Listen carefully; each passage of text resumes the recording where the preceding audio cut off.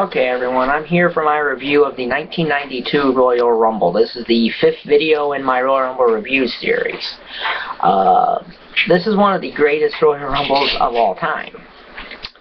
And so, how good is it? Well, we're about to find out. The date is April the 19th, 1992, which is the same day that the 1991 Royal Rumble was, January 19th. This is from the Knickerbocker Arena in Albany, New York. I believe it's the only time the Royal Rumble has been in Albany. Opening match is the New Hart Foundation, or the New Foundation, Owen Hart, Jim Neidhart, against the Orient Express, Sato and Tanaka. Or Kato and Tanaka, excuse me. Sato was gone by this time.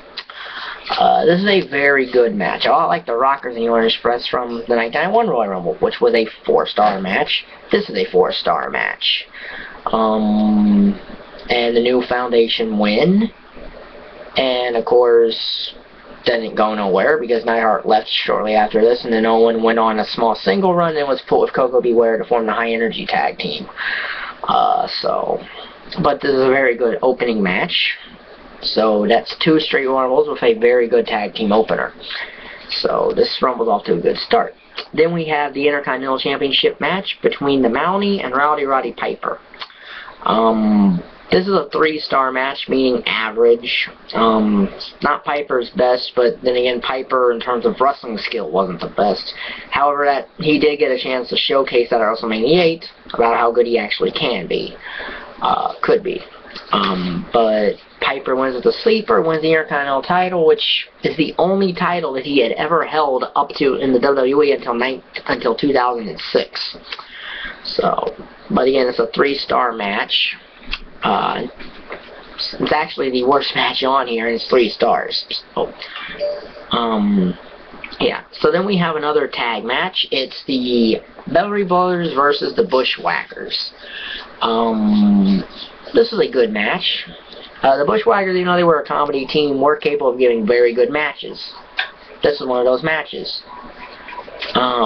This is one of those matches. It's very, very good. The Bushwhackers, of course, have Jameson in their corner, and the Beverly Brothers have the Genius in their corner. Genius was always a better talker.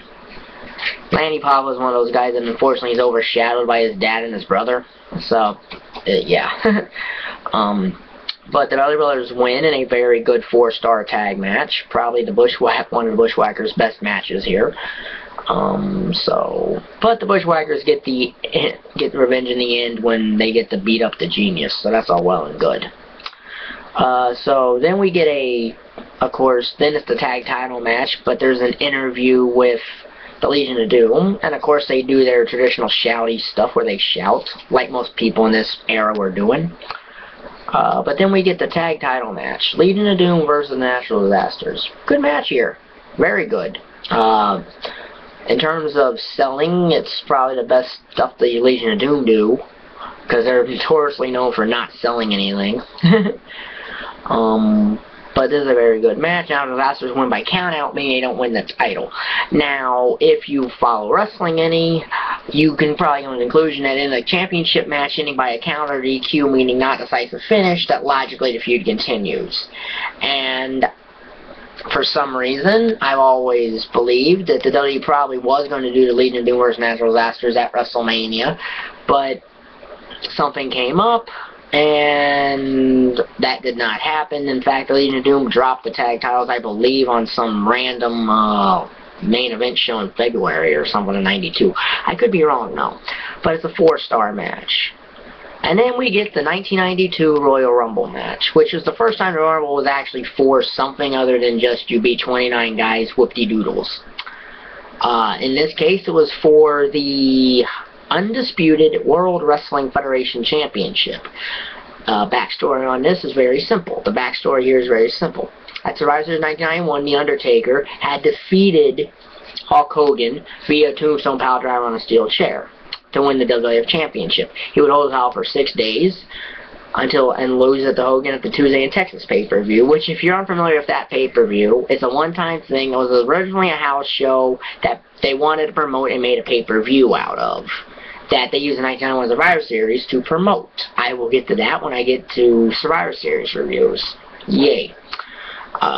So in the rematch, Hogan takes some ash or something from Undertaker, and he turned and froze the Taker's eyes, wins the title.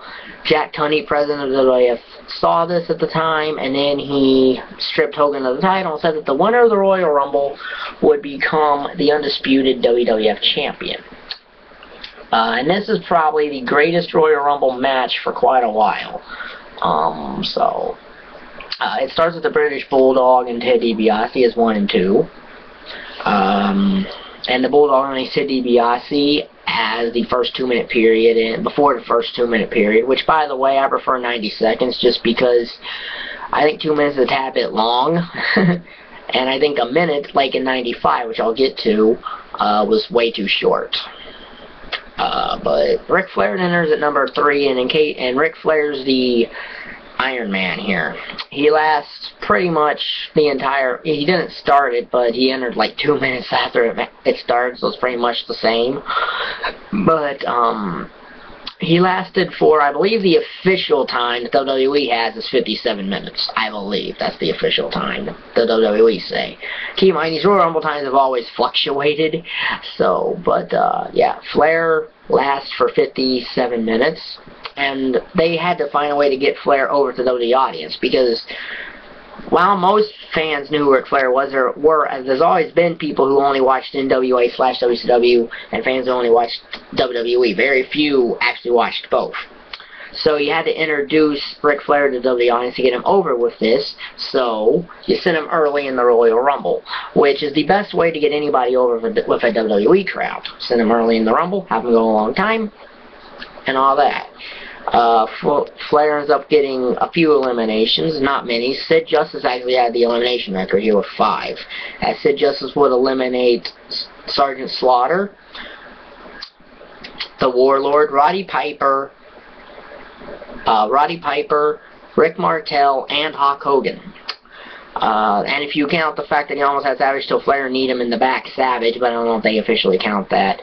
Speaking of Savage in 1992 Royal Rumble, he actually eliminates himself, but he's allowed to go back in because he was not thrown over the top rope. Now, I don't know why they made a big deal of this in 1992, when in 1989 Andre the Giant eliminated himself by going over the top rope voluntarily to get away from Damien, and he never bothered to do anything with that.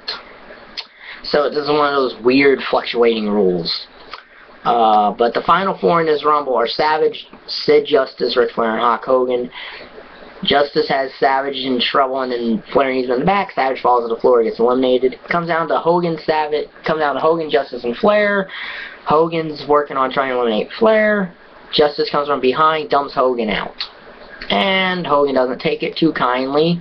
He helps Flair eliminate Sid Justice, and Ric Flair would go on to win the Royal Rumble.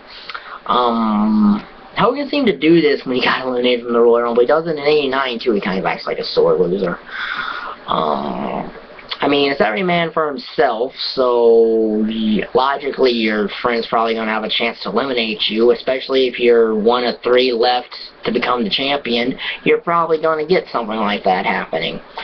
Of course, that launched Hogan and Sid Justice WrestleMania 8, although that match should have been Hulk Hogan and Ric Flair, but the better match of those 2 main events happened with Savage and Flair. So, and I've never bought Vince's reasoning as to why he didn't do Savage Flair WrestleMania 8, but I'll get to that when I do my WrestleMania series sometime in February when I start that. So, this Royal Rumble match gets a 5 stars. So, since there's 3 4-star matches, a 5-star match, and there's 3 4-star matches, a 3-star match, and a 5-star match. If you do the math, out of this match, this pay-per-view has 5 matches on it. So, at 5 stars per match, possibly, that gives you 25 total stars. And this pay-per-view comes to 20 total of 25 stars. That's about, I'd say, 90% or an A- show. It's by far the best of the first 5 pay-per-views, and the ones that follow it aren't exactly the best in the world. So, yeah. Next in this series is 93. That'll be uploaded in a few minutes. And like this video if you like it. hit it down there. Subscribe, and thanks for watching.